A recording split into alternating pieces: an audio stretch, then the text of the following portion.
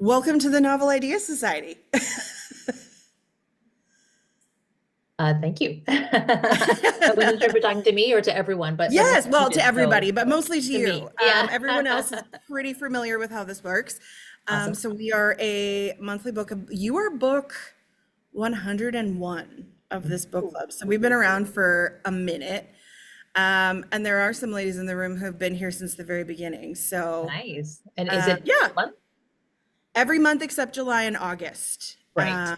Summer's tough. Because meeting people in summer is like herding cats. And now that I have a cat, I know that that's even more difficult than I thought it was. So we are here to talk about your newest book that just came out this month. It is not often that we're able to do a book the month it comes out because it Oh, usually comes out like the end of the month or the middle of the month and it's not enough time. But we're here to talk about Detective Aunty. Um, I read the book you did with Marissa, that's right? right. Yeah, three holidays Um, and a wedding. yes, where it was snowstorm, Armageddon, crazy Yeah. fun. Yeah. This is very different from that. Yeah. Yes. Um, if you were to be most like a character in here, who are you? Ooh, probably Sana, the annoying Yeah. one. I don't think she's annoying at all. You think she's annoying? I think some readers might find her ungrateful. Yeah. Yeah. Yeah. Okay. And not to say that I'm ungrateful, I'm always very grateful, but I think with my mom, I probably have that usual typical kid energy, even though I'm like a, 40 something year old mom myself. It's just you never really get over that with your mother. I do think I'm pretty observant and I pick up on like it's the writer slash teacher in me. So I pick up on a lot of like emotional currents. So in that sense, I'm probably a little bit like Koser. Okay. Where did the idea for this book come from? Because by finishing it, the vibes, okay, first of all, we assume that everyone's read the book. So spoilers are not a problem. Okay. This is written to be a series. Yes. Hopefully. Yeah. Yeah. So where did the idea for this one come from? Because this is not a romance novel. This is not necessarily like some of the other things you've written. Yeah, you're absolutely right. This is my fifth book, and my first four are romances, all of them, even the one I co-wrote with Marissa that came out in 2023. To be honest, I always feel like I kind of fell into writing romance. I just wanted to write. And when I wrote my first book, Ayesha at Last, I just had this idea of the kind of book that I wanted to see in the world, and then I wrote it. And I remember right after the first book, Ayesha at Last came out, I told my agent, I was very excited. I said, I have a great idea for my next book. I'm going to write a murder mystery. I'm a huge fan of Agatha Christie. And I told her about the idea. It's going to feature an older woman. I want to kind of take on Miss Marple, but kind of modernize her and make her a South Asian auntie. And my agent was like, great idea. However, your first book did really well. And so you need to write some more romances in order to, really establish yourself as a writer because your Aisha Last did so well. So write some more rom-coms. And I did, and it was good advice. I took it because I love rom-coms. And then finally, I think it was after my third book came out, Much Ado About Nada, in 2023, I was like, I need to write this mystery that's been percolating in my head since 2017. I have to do it. And that's basically how I jumped into it. So when the mystery, I'm sure the mystery wasn't fully formed the way it is in the final book. What was it that was percolating in your head that was like the character that was sticking with you and the story you wanted to tell when you started? I always start with character, like it's character that kind of brings me into books most of the time. Sometimes it's like a little log line of a plot, like an idea of like, oh, wouldn't it be interesting if this happened in this particular way? But with Detective Aunty, Kausar Khan, not the name, but the character of Kausar Khan, I just had this vision of initially she was going to be a little bit older, but this image of like an older auntie who like in I can speak from like the South Asian community. My parents immigrated to Canada in the 70s. Like I grew up surrounded by like aunties and they were always very nosy and very in your business. I like I'm an auntie myself That's a now. cross-cultural thing. It is. That's not just a South Asian thing. 100%. Everyone has that, like the matriarchs, right? They're like, "What are you doing, and why are you doing that?" And they want to get up into your business, and they have all sorts of comments about you as well. It's very much like a universal experience. But at the same time, I love to kind of deconstruct ideas of why we have this image of, people in this particular way. And so when I set out to write the Kausar Khan story, I really wanted to kind of take the idea of an auntie and maybe reimagine it. And then I matched that with my love for Agatha Christie. Like I love Agatha Christie books. I grew up reading them. And Miss Marple, when I was younger, I didn't really like those books as much as I did the Hercule Poirot books. That's her Belgian detective, who's best known in modern times, I guess, in past years for either the David Suchet performance or the Kenneth Branagh movies that have come out in recent years. But Miss Marple was always kind of like she's like the woman. She's like, like a spinster woman who just knows too much. And I just wasn't as impressed with her. And I thought, well, maybe that's like my youthful interpretation of her. And now, as someone who, as I said, I am an auntie myself now. I wanted to take the time to kind of get to know her a little bit better. And I really wanted to tell kind of like the auntie story. Was it important for you to have a romance concept in your book as a romance author previously? There is a slight romantic storyline in Detective Auntie, and to be honest, it just kind of appeared. I think I just can't get away from romance. Specifically, Kosar and Nasser, he just kind of popped out of nowhere. Like I wrote a chapter and he was there, and I was like, "Oh, who are you? You're so charming. I want I want to put you guys together and have you talk a little bit more." And my editors absolutely shipped that relationship, and they were like, more Nasser, more Nasser. So I kept writing them, and they're delightful together. But Mhm. it's very much like a slow boil simmering kind of a secondary romance. It's not definitely not front and center at all. I wanted to keep the focus of the story as a mystery.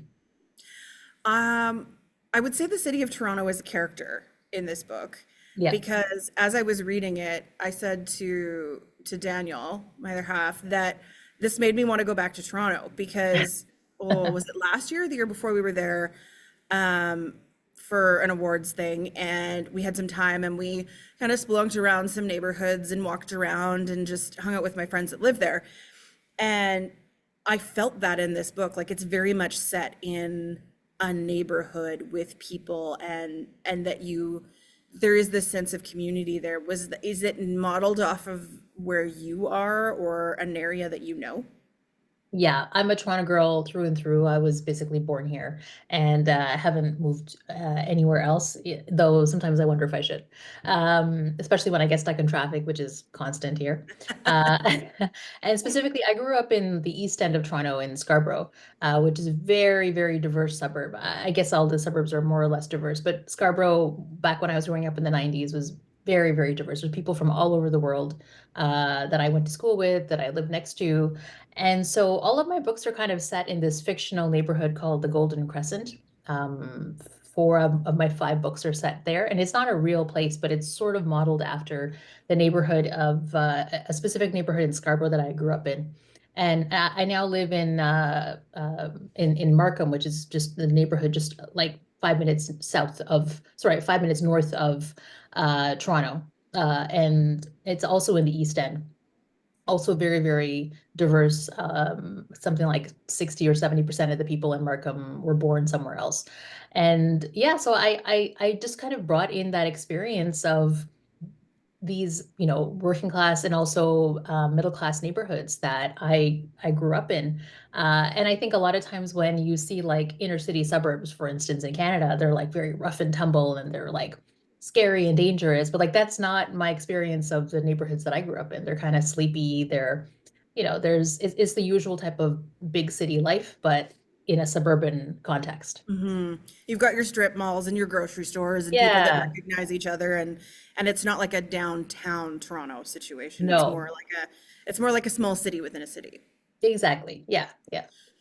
So this book, when you started writing it, were you done all of the other ones, or is this one that you percolated on over all the other ones that you came back and forth to?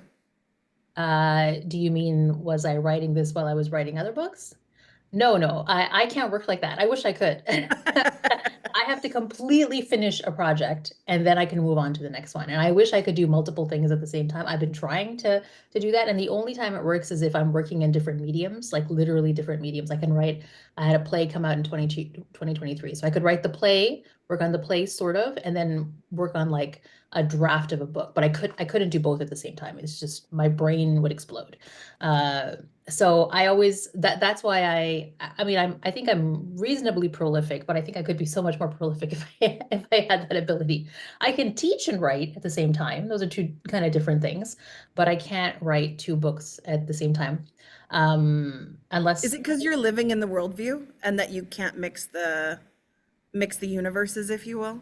No, I'm just yes, maybe to a certain extent. I just kind of immerse myself into the character's point of view. Mhm. It's like I just kind of submerge into that and I get extremely focused. So I can't focus on something else because I'm not interested in anything else. I want to get to the end of it. I'm barreling towards the end and I need to focus on that. Um yeah, it's interesting. I know some writers who like work on two books at the same time, whether but there needs to be some kind of a distance, like it's either one week I do this and one week I do that, but I've never been able to do that. I need to focus on one. However, as I said before, the character of Kausar Khan just kind of like the shadowy outline of her followed me through basically my past four books before her. Yeah. Do you have someone in your life that's like Hamza that you don't like and got to write him into an awful character? No. No, I don't know Hamza. I He feel is like I he could visualize him really well. Like I was like, either she knows someone like this or she just described him really well, but I thought he gave off vibes. Oh, thank you. That's such a compliment. I did the job. I understood the assignment. I wrote a fictional person into reality. No, I mean, I think we all know sort of like that deadbeat guy who is just like an awful human being and is not treating the people around him very well. And um, I enjoyed writing him, if that makes sense, because he's kind of a villain. Yeah. Not the ultimate villain as we know, but he is a Mhm. villain in the story. But I don't know anyone like that personally because I don't want to hang out with people like that. So all the men in my life are pretty nice. That's fair. That's absolutely fair. I want to talk to you. We'll get into like your writing process and stuff in a minute, but I wanted to talk to you about representation in fiction. Sure. Because unintentionally, I have chosen a lot of South Asian Oh, authors over the last 6 months unintentionally. And I don't know if I'm just drawn to them because there's more of them or because the stories are great. Um, but I find that I've been reading more and more of them, and I'm noticing more and more of them in the stores.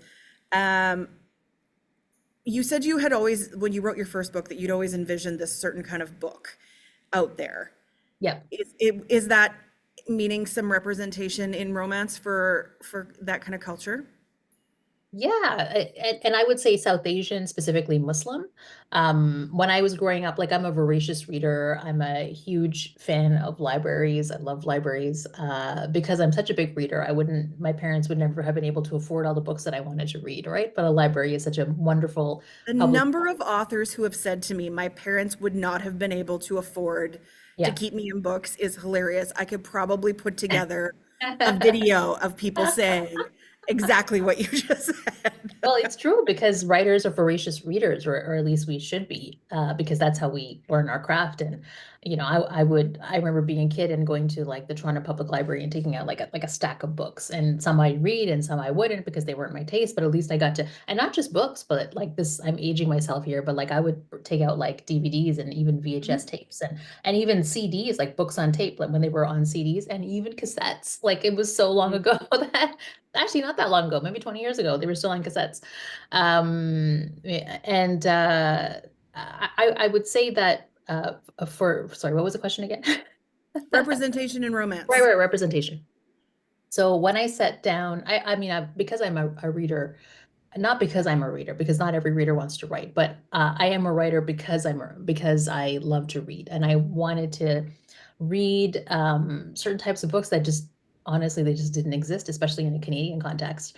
The books that kind of included me in included people who look like me in the narrative, and that could just be, I would say we have a somewhat it's becoming a much more diverse literary landscape, but it certainly wasn't like that. Most of the books that I read as a kid were very much about like the default white perspective. All the characters were white, the stories were white, or if they were about other cultures, they were still written by an author who was most of the time white as well.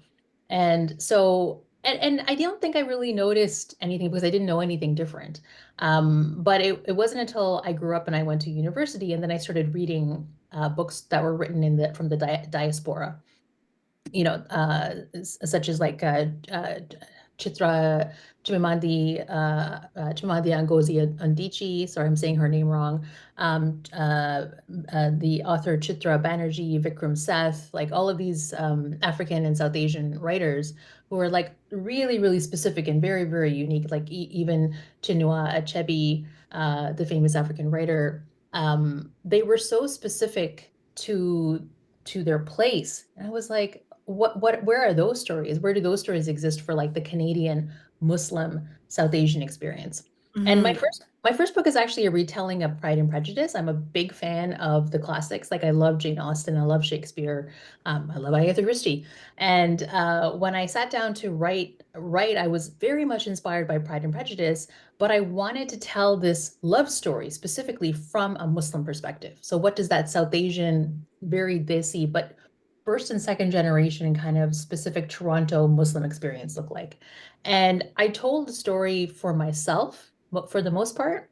And then when I decided to pursue publishing, I was like, okay, maybe there's a market here. I don't know, probably not, but I can try because there are people like me who want to see these stories and want to read these experiences. And, most of my readers are not Muslim, they're not South Asian, they're not even immigrants, but, a good story is a good story. Hmm. So when you are writing, I ask everyone this story, and you guys probably you get asked this, I bet, all the time, but do you plot or do you pants? I'm a plotter. I have to be. I'm a type A personality. And I also have deadlines. So I become even more plotty than I used to be. I have like a full-on outline now. It's broken up by chapters.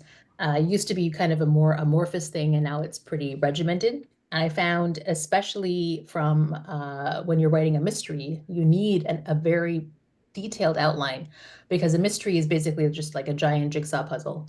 And I need to be able to make sure that all the parts fit together perfectly. There's clues, there's red herring, there's a list of suspects. The plot has to move at a really good clip in order to keep the attention of the reader. And mystery readers have been trained, right, to expect the twists and to expect the turns in the plot at every point of the book.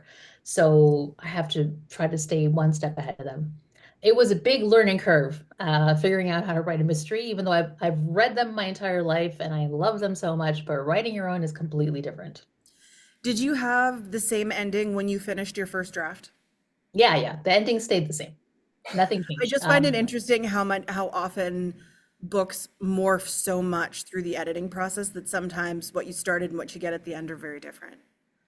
Yes, that is very true. In fact, my third novel, Much Ado About Nada, after I had submitted it to my editor, I remember I had that experience where she gave me back an edit letter, and then I read over the book and I realized the entire thing was wrong, and I basically deleted the second half of the book and rewrote that from scratch, which caused me to rewrite the first half of the book from scratch, and then I handed in a new book to my editor, and she was like, "Okay, this actually works better, so let's go with this."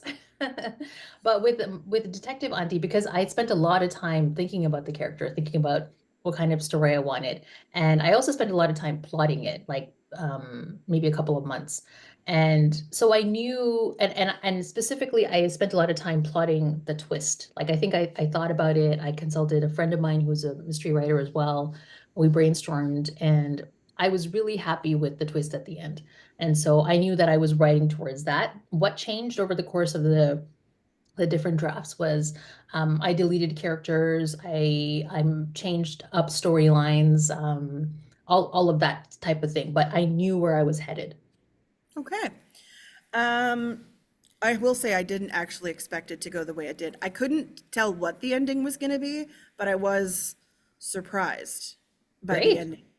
Um, when you got your first book deal, what was that process like for you, and how did you evolve it into so many other books? I love hearing that first break story. Oh God, first book deal. So my first book came out, Aisha at Last came out in 2018. And we have That's to go not that back. long ago. No, no, it's not that long ago. And we have to go back to 2010, really, maybe even 2007. 2007 was when my second child was born, and I had a kind of an epiphany where I was like, I've said I wanted to be a writer for years. It's now or never. I'm now a mom times two. Life is just going to get even more busy. Let me try. And the reason why I made that decision then was because I had talked to the only other writer that I knew who was Muslim, and it lived in Toronto. She's the picture book writer Roxana Khan, and she told me that the journey towards publishing will take me between 5 to 7 years. And I was like, okay, I'm going to try to do this between 5 to 7 years. I wasn't like, oh, I'm going to write a book while I'm on mat leave, while I'm taking care of an infant and also taking care of my toddler son. I was like, 5 to 7 years, I'm going to try this. And so, fast forward to 2010, I have had a book that wasn't working. I shelved it and I started what would become Aisha at Last. And I worked on the book on and off for the next 7 years. In 2016, I decided that it was another epiphany. It was a now or never moment. And I took an unpaid leave from my public school job. And I said, okay, I'm going to spend this next year not finishing the book because the book was more or less done, but just figuring out how publishing worked, because I really wanted to make a go of it. And so I learned about the publishing industry and about literary agents and how to get a literary agent. I finished and rewrote the book for the final time after like 25 drafts, probably. And I was ready to go. And in that year off from school, I queried agents, I found an agent, and I got a book deal. And my first publisher, after I found my literary agent, basically a literary agent is the person who represents you and your work, and then tries to sell you to publishers. If you're going for a traditional publishing deal and not self-publishing. So my literary agent is American, and she sent the book out to a whole bunch of American editors, and I was rejected by all of them because in 2017 they were like, Muslim romance? I don't understand. And romance wasn't as big as it is now. Like the diversity in publishing was very limited as well. And then my book somehow landed on the desk of Jennifer Lambert over at HarperCollins Canada, and she read the book and really loved it, and she's the first one who offered. And so once HarperCollins Canada offered, I eventually got it. A couple of months later, I got an American deal and a UK deal and a whole bunch of other deals. And ever since, me and Jennifer have basically on and off been working together, and she's a wonderful editor. And I hope she keeps buying my books. A couple of years after Aisha at Last came out, I had an idea for Hannah Khan Carries On, which I took to her, and she bought that one. And that was a two-book deal. So that was Hannah Khan Carries On and then Much Ado About Nada. Yeah, so that's my story. And there's a lot of like tears and failure and frustration and, thinking this would never happen and losing faith in myself and all of that imposter syndrome that happens when you're a writer sprinkled throughout those years. But it was just the realization that I wanted this to happen in a particular way. I wasn't interested in self-publishing. I wanted to go the traditional publishing route. For me, I thought that would be better, and knowing that it would take years, and being willing to put in the work and be patient. Are you a full-time author now? Were you able to leave your other job, I know you've contributed to Toronto Star and other things. Are you able to just write books now? No, I'm still a teacher. Is I that by choice or by income? I'm curious. It's both. I mean, writing is very unstable. Mhm. I found success in it, but it's not like every year I'm necessarily making the same amount of money. And I live in Toronto. It's a very expensive city. And even though my husband is a huge support, I still feel like I haven't quite, gotten the nerve to quit my teaching job. I like teaching. I think that's the other part of it. Like it's not a job that I've ever hated. I like it. Sometimes I like it a lot. Sometimes I like it a little bit less. And anyone who's a teacher can completely sympathize with that because it's a very tough job. Yeah. But I also think that it's important for writers to live in the world and to live in the real world. And you can become very isolated if all you do is sit in front of a screen and talk to yourself for 8 hours a day, which is what a writer would do. So I think it's good that I have my foot still in teaching, though to be honest, I don't know how much longer I'm going to be there. But I have been teaching for over 20 years. Who do you teach? Like what's I your teach, age group? I'm a public high school teacher. So I teach English to grade 9 to grade 12 students. Do they know you're a best-selling author? Yes, and they don't care. So what you're saying is they keep you humble. Yeah, my students keep me humble. I have two teenage boys. They really keep me humble. My entire family keeps me humble. Oh, I love They're that. so over me. They've been over me for years. Okay, we do have In fact, people. funny story. I remember at the book launch party for Detective Aunty, I had it at a little little cafe that sells like chai. It's an Indian cafe, but very mainstream in Toronto. It's actually it's a UK chain. And like 120 people showed up, and my kids were like, "These are they? Do you know these people? Like, why would they show up for you?" They were just shocked. Oh, that's so funny. Sorry, I'm trying to get my camera to work again because I was very frozen Yeah, yeah, no and worries. it looked like I was just, okay, we're gonna try the other camera. Please hold. Let's go with this one. This might work better. Or maybe it won't. There we go. We'll just go There with we this go. screen. That's fine. Okay. I love that for you. I love the humble factor, but I also love the writing community. I noticed that you're on the guest list for the mystery, a puzzling murder. The Oh, big right. Bertie Bianca. into Bianca's Bianca. Yes, Bianca's new book that's come out. I've got the ARC at home. Tell me about the writing community in Toronto because you are all friends. It's actually really kind of fun to watch you all hype each other's books. yeah, it is nice. I mean, I think most of the writers, I would say all of the writers I've met have all been lovely. They've been very kind and supportive. Everyone, if I've ever reached out to anyone, they've always responded. They've been lovely. But I would say we're more like friendly colleagues. And I mean that in the best way. Like Mhm. everyone, we're all adults. It's not like we're spending our evenings hanging out together. We all have families or active social lives or other things happening, and plus book deadlines on top of that. A lot of us have day jobs. So I would say that we're a very active and supportive community, but it's not like, we meet very regularly. There might be like one event a year or two Just events a sitting in year. coffee shops, typing on Yeah. your laptops, writing Oh, together. I wish, I wish. And also because Toronto is such a big city, like geographically, there's like for instance, Bianca lives downtown and I live in the suburbs. And for me to even get downtown is like at least an hour commute. And it's hard to manage that in addition to all the other responsibilities I have. So a lot of times it's more of like a texting relationship or an Instagram relationship. And then it happens to be, basically hosting one of the biggest launches that I've ever heard of. I think I've heard about this launch from so many people, and everyone's really excited. And she really throws together an exceptionally good launch event. I think she's got like 400 people coming, which is outrageous. And she invited me to this. It's happening in June. I think she invited me to this at least 6 to 8 months in advance. So she knew what she was doing. Like she was really on top of it. And it's lovely. Like I've met some really great people. I've made and I would say we're all friendly colleagues, and some of them are my friends. I had said to her I would love to come if it was like on a weekend, if I could make Yeah, if yeah, it's like on a Tuesday or a Wednesday or something. that's And right. I'm like, Yeah, that June. doesn't work from a day job, but Yes. I would meet so many of you in person that have been Yeah. part of this book club because it's such a great group that she's pulled together to be part of it. She There are other invited people in everyone. this room and online who probably have questions or comments for you, and I want to give them an opportunity. I would turn the camera around, but the camera died. Are there questions in the room for Uzma? Okay, come on up. You can, I'm just gonna Eh.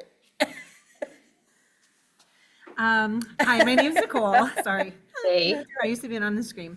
I just want to tell you that I absolutely loved your Detective Auntie, and I actually binged the rest of your books all month.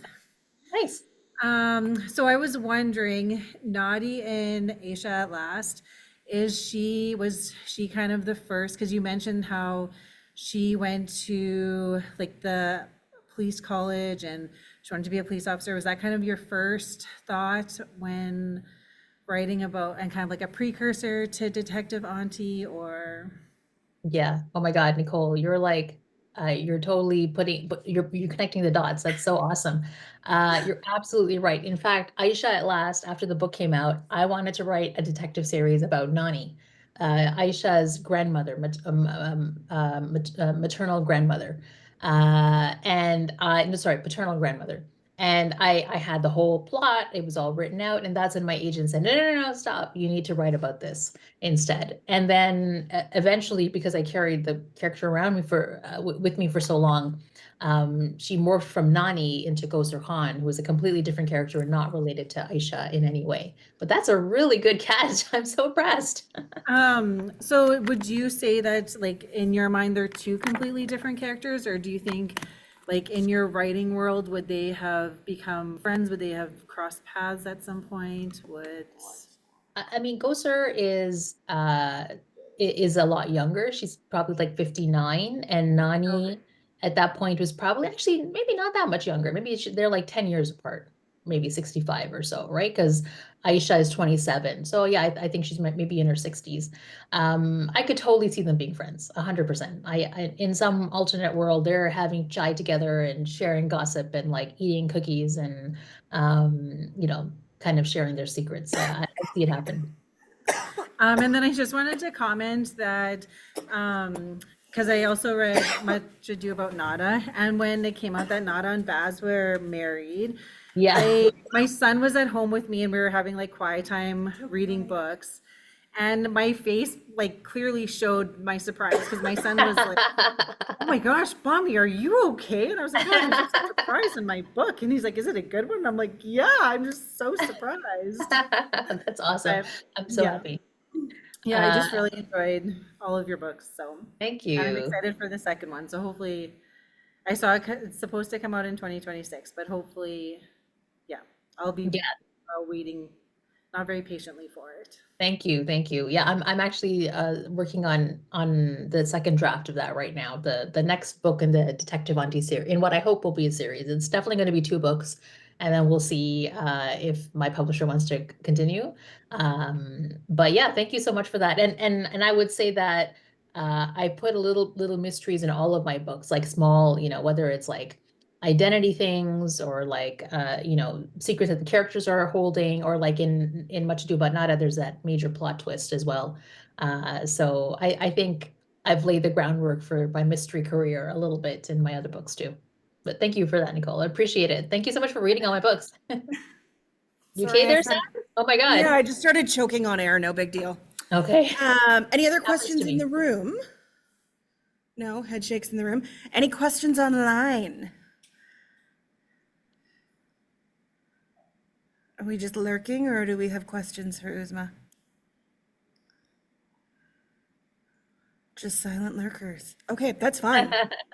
Tell Maybe they're me thinking. about this next book. Who are you? I mean, obviously, Kozer's the character in it, if she's the detective auntie. Yeah. What's she on the hunt for in this one? Well, Detective Auntie kind of ended on, I wouldn't say a cliffhanger, but there was definitely Yeah. room for her to go, and she kind of comes to this realization that she is ready to tackle. And you said this is not really a spoiler, but she lost her son in an accident. Uh, Hmm. Almost 20 years before the start of the book. And he was a teenager when he passed, and it basically broke her. And that's why she ended up leaving Toronto and moving to North Bay with her husband, who before the book again starts passed away about a year before the book started. And so now she's back in Toronto and she's ready to kind of take a closer look at how her son died, and because she thinks there's more to the story. So the second book is about that. It's about her son, and kind of opening up a cold case. But at the same time, there's another mystery in the death of another young man. And that death involves kind of like her granddaughter in some way. So that's what where the book is at right now. But it's written, but it needs a lot of work. So I don't know where I'm going to go from there. But I know that those are the two central mysteries that I'm solving. Was this a two-book deal for Detective Auntie? It was a two-book deal, and so I wanted to make sure that by the end of this book, I've kind of and ended up a couple of I've knotted all the loose ends, and then hopefully I'll write a couple more. I'm not sure how many I'll get an opportunity to write, but I really love Koser, so I can see her. I can see this being an ongoing series, Mm. provided that it is, there's enough reader interest in me continuing. What's the feedback been like on her and on the book so far? Pretty good. Yeah, yeah. I mean, HarperCollins said they're on their second printing, which is great. And readers seem to really, especially I would say like cozy mystery readers are enjoying the book so far. But it's hard for me to gauge. It just came out a couple weeks ago, so it's Mhm. still really early in the process. I mean, I think it's a genre that's growing. And I'd like to think that my book is not it's a cozy mystery, but it's more of like a fair play mystery where you have, you know, some deeper themes also being explored. It's not a comedy. It's a bit more serious. It's actually about grief and transformation, and a woman in her 50s kind of embracing her second act. So there's a lot of like, Hmm. I can't seem to help myself. I always add like family drama and like existential questions into everything that I write, because that's the kind of stuff that interests me. And so I hope readers are as interested in Kausar Khan, and also just I need, if I want to continue with the series, I have to give her places to go as well, so that she's interesting for me to write about. So we'll see what happens, see what the future holds. But I have I want to continue writing rom-coms. I have ideas for a YA. I want to write all the things. You say it involves her granddaughter. Does it have something to do with the cars she's been stealing? No, it's something else.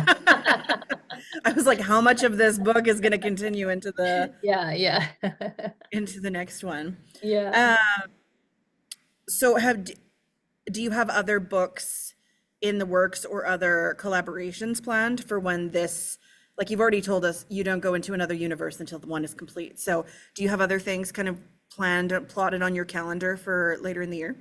Yeah, I have a rom-com that's coming out in at the end of the year. It's kind of like a holiday themed rom-com, but it's not co-written. I wrote it myself. And then I have Detective Auntie 2 coming out, and then another rom-com after that. So three more projects that are in the pipeline.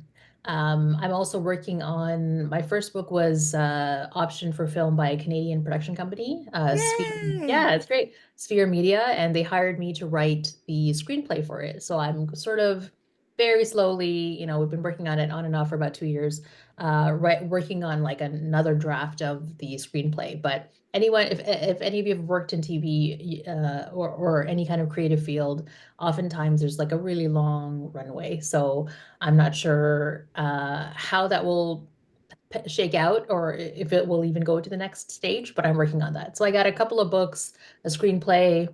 I'm not, and then I have like family stuff. So yeah, life is busy, which is And your probably teacher. why I'm a teacher, which is probably why I don't like hang out as much with my fellow Toronto writers. You know, as you're talking about TV and stuff, this reminds me of a little bit of Little Mosque with Yeah. with less comedy. Yeah. Have you thought about a TV series in this way with this one? For Detective Auntie, oh, Mhm. I would love that. In fact, Zarka Nawaz, who created Little Mosque, is a really good friend of mine, and I I've didn't know that. Zarka is yeah. also a friend of mine. Oh, is she? Oh Yeah, my God. yeah. That's so great. Yeah, she's lovely. We chat on the phone all the time, and she's hired me to do a little like mini rooms for a couple of her projects that she's been working on.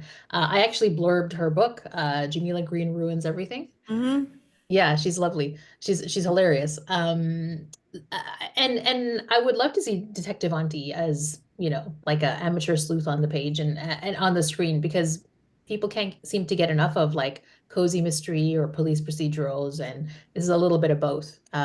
So, CBC, hit me up.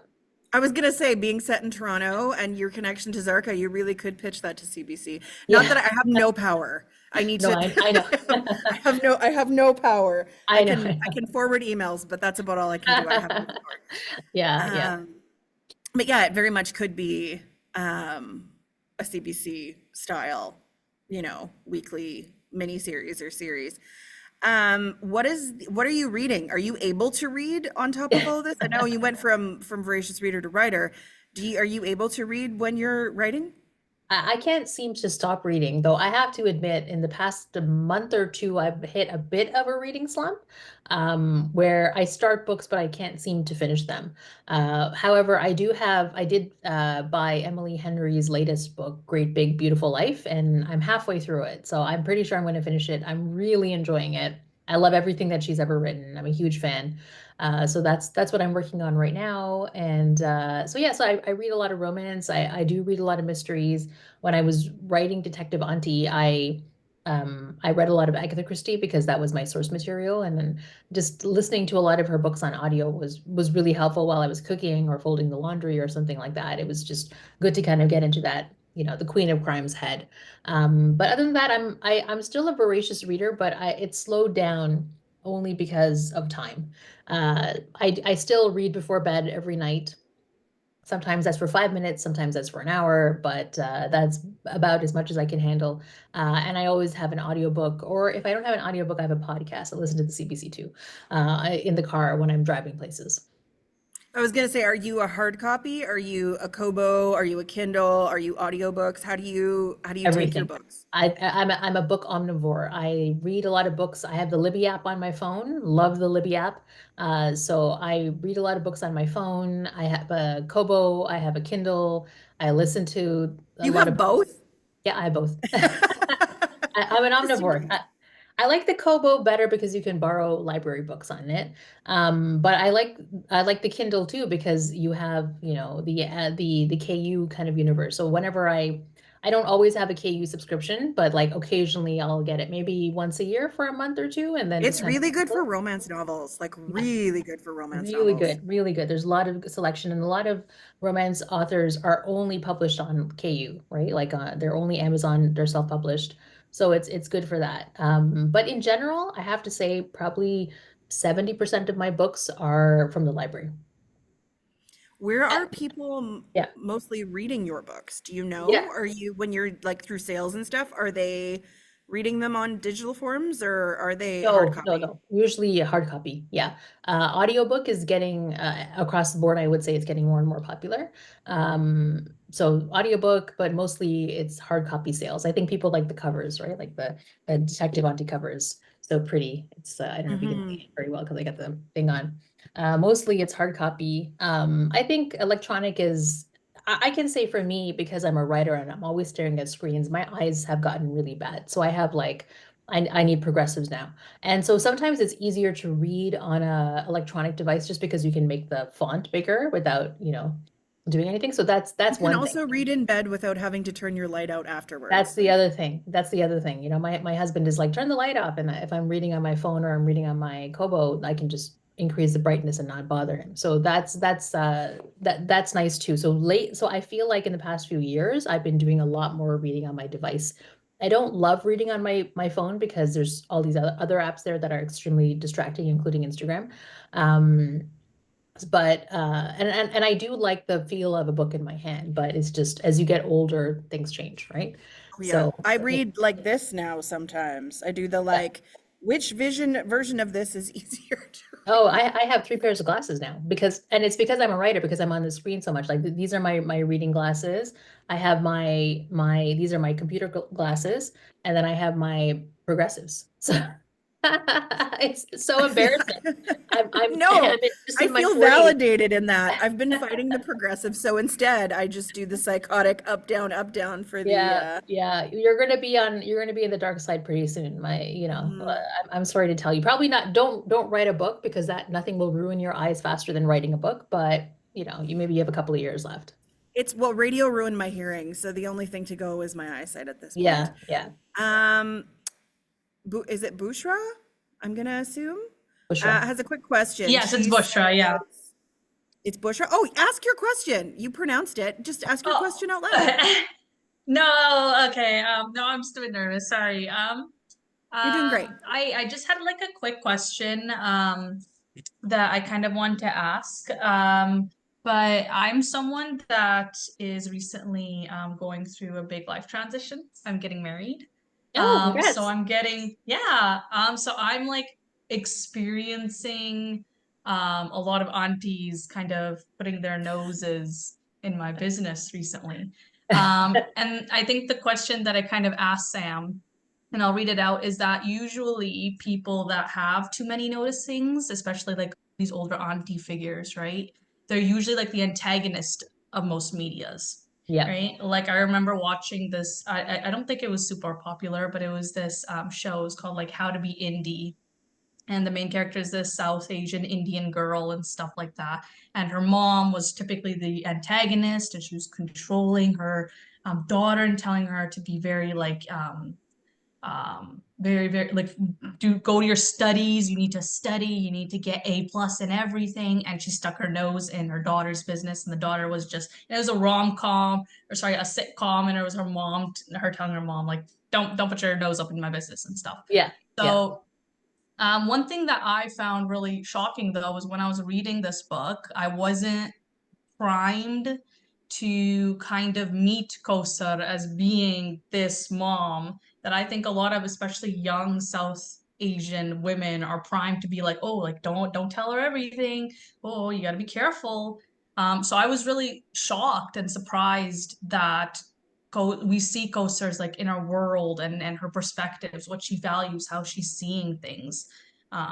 So I just wanted to ask you, like, was it kind of like your intention to kind of purposefully choose this character type who's usually unpopular as like the person that's like the main protagonist that we see the world? Yeah, it was very intentional. And I think I try to do that in all of my books. Like my first book, the love interest is this man who is a very pious Muslim who wears like a long thobe, long white dress that you'll see like Arab men wearing, and like a kufi skull cap on his head, and has a long beard.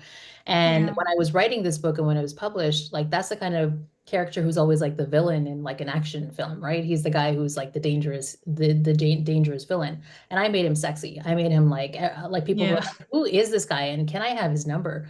And so with Koser in Detective Auntie, I really wanted to take the idea of the auntie trope. And Sam, you mentioned at the top of our interview that or this panel discussion that, you know, it's cross-cultural, right? And so what I wanted to do was think about, why do these aunties have this kind of gossipy reputation? And some of them like ask you very inappropriate questions, will like judge you for the way that you're dressed or your physical qualities, and ask you if you've gained weight. And like I've experienced all of the aunties. Why aren't you married yet? Why don't you have a child yet? Why don't you have a second kid yet? When's the third one coming? Like they'll question all of your life decisions for sure.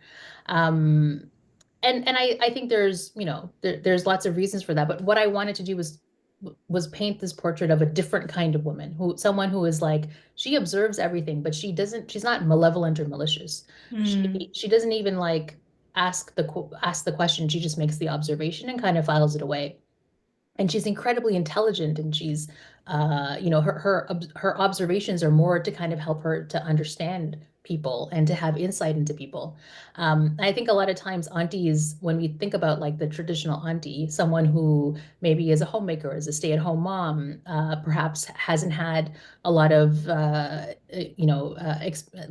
lot of opportunities in her life, in the case of Koser, because she's an immigrant to the country. She doesn't have the education. She got married very young. She doesn't have a lot of choices. I was trying to empathize with this experience of being a woman who doesn't have a lot of, even though her husband is a doctor and she comes from lives in a very upper middle class background, she herself doesn't have a lot of choices. And it's not because her husband is like controlling or he oppresses her. It's just the expectations of a woman in her of her lifestyle is so much more narrow than what her potential is. And so that's why when I set out to write this book, the theme of the book is something that one of the characters says, which is that a woman's ambition is always limited by her circumstances. And I think that's especially true for immigrant women, especially of a certain generation. And I was looking at my mom. I was looking at my mother-in-law. Both of them are very intelligent women. My mom has a master's from a very reputable university in India. And when she came to Canada, none of those qualifications mattered. And she became a homemaker. And she was happy as a homemaker, but sometimes I wonder what else she could have been. Is it okay if I ask a second Yeah, question? go ahead. Absolutely. This is for you. Oh, okay. My second question also is I'm just wondering, like this level of empathy that you have towards people that once again I feel like my generation is primed to be like, not necessarily avoid them, but be careful around them. Do you think that you always had this level of empathy since you were young, or is this something that you kind of had to learn out of as you got older and became more like, I don't know. That's such an interesting question. Uh, I am a very curious person, and I think it's why I've lasted in teaching for 20 years. And it's why I'm a parent, and it's why 100% why I'm a writer. I always want to know people's stories, and I'm curious about the levels beneath this the surface. And I think that's probably because I'm, a very part of a very visible minority. And I think a lot of people, when they see me, jump to immediate assumptions, make assumptions about Muslims and hijabis and, about who I am, and without even bothering to get to know me. And so I've taken that experience of being prejudged and kind of applied that to, well, what is your story? I want to know what everyone else's story is. And so, and also, like I mentioned before, I'm a lifelong reader. When you read novels in particular, it's hard not to develop that empathy flex, right? Like, because you're always reading, you're always putting yourself into the lives of other people. And so I was probably predisposed to it. My mom is a very compassionate person. She's very empathetic. And I think I picked that up from her. I inherited it from her, most likely. But yeah, it's something that I've definitely exercised over the years, and it's what makes me a writer, is my empathy and my curiosity. Oh, that's nice. Yeah, thanks, Bushra. That was a great question. Do you have any more questions? You're welcome to ask another. Sure. So I'm also a teacher. Um, so I guess I'm also a teacher, and so we do stuff with like novel selection, right? Like we pick Yeah, our novels that we want our kids to kind of read as well, right? And that's really important because I think that whenever new books come out, it's kind of like the duty of teachers to kind of expose kids to different and like a diversity of voices that they are able to kind of read at in a space that's controlled in like the sense that um, it's more sensitive because there's a teacher kind of guiding the conversation, so that's more productive and kind, right? sure. So as a person that is from a more diverse background, do you think that that changes how you teach students and what kind of texts you give them? Or do you mostly just stay with the regular text? I don't know what your curriculum is at all, but does your background as a writer ever kind of inform how you teach or what you teach? That's a Oh great yeah. question. Yeah, so just putting my teacher hat on, I've been teaching for so long. I remember when the grade 9 novel was To Kill a Mockingbird, and the grade 10 novel was Lord of the Flies, and the grade 11 novel was The Great Gatsby. Like all of these classic literary canon. And now there is no grade 9 novel. We have book clubs. And so Yes. I would say about 5 or 6 years ago, the York Region School Board, which is where I work, and it's just the suburb north of Toronto, and the TDSB, they made a concerted effort to kind of diversify reading lists, because what happens with teachers is oftentimes we're so busy teaching, like the English teachers might, like, this is the budget and we have 50 copies of this book and we have to use it because we don't have the budget to buy new ones. And also there has to be someone who's like a real champion of this book, because someone has to make all the lesson plans for it and has to kind of use it to get through the curriculum. And that's a really big time commitment, and no one can agree on what the replacement book should be. So what the TDSB did, and the York Region School Board did, was they just started like mailing book club like 10 copies of like 10 different books, and these are good for grade 9, and these are good for grade 10. And so that really like diversified, and they were like, they were Indigenous writers, they were LGBTQ books, they were books about different experiences from other parts of the country or other parts of the world, immigrant stories. And it was very refreshing, because I remember teaching a class in grade 10. This wasn't that long ago, maybe in 2018. It was in Markham, which is, again, 60% of the people were not born in Canada, or they're the children of immigrants. And I gave them in my grade 10 English class like a short story, probably by some Canadian, I think it was a Canadian Chinese writer. And they read it and they were like, we've never read a story like this. And this is a school where like 90% of the students are Chinese. They've never read a story that was written by a Chinese author who's Canadian. And it was shocking to me. It was shocking. And I ever since then, I've made a concerted effort to try to include more than one perspective in my reading. But I'm only one teacher. This is a systemic problem. I think the school boards are trying to, and have done a really good job, I would say, of trying to change that. I've seen the change in my lifetime as a teacher. Okay. That was a great question. Yeah, thanks so much, Uzma, by the way. That's I really am, it's making me think a lot of things. That's awesome. Thanks. Yeah. And I will say, just before we end, that it's the books that I read as a young person that have stayed with me and have really influenced the writer and the person that I've become. And that's why I think it's so important to introduce children to different perspectives, different voices, to develop that empathy gene, that compassionate outlook on life. Like one of the reasons, like Ayesha at Last is my first book. I read Pride and Prejudice when I was probably 14, 13 years old, maybe 14 or 15 at the most. And that book stayed with me for so long. When I first started writing that book in my, late 20s, early 30s, I didn't even realize I was writing Pride and Prejudice until someone else pointed it out to me. But I loved the book, so it just traveled with me as I had grown up, which is why we need people to read books from a whole bunch of different perspectives. I'm not a British woman who lived 200 years ago, but I love Jane Austen. And people will read other books based in other communities and love the story because it's a good story. That is why we have book clubs, so we don't read the same thing every month, and we meet all kinds of interesting people like you.